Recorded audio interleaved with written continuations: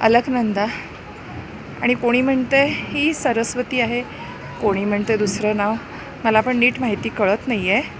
ही नेमकी येणारी समोरून उजवीकडून जी नदी येते ती नेमकी कोणती आहे कळत नाही आहे.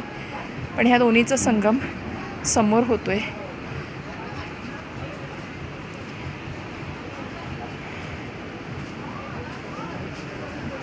नदीचे सुरेख निळसर पाणी अलकनंदेचे आणि समोरून येणारे पांढरे शुभ्र पाणी याचा संगम.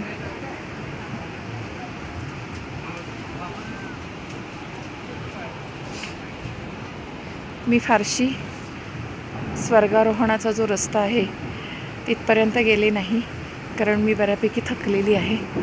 आता सध्या फक्त त्या रस्त्यावर लोकांना कळण्यासाठी म्हणून 5 पांडव आणि द्रौपदीचे स्टॅच्यू करून लावलेत.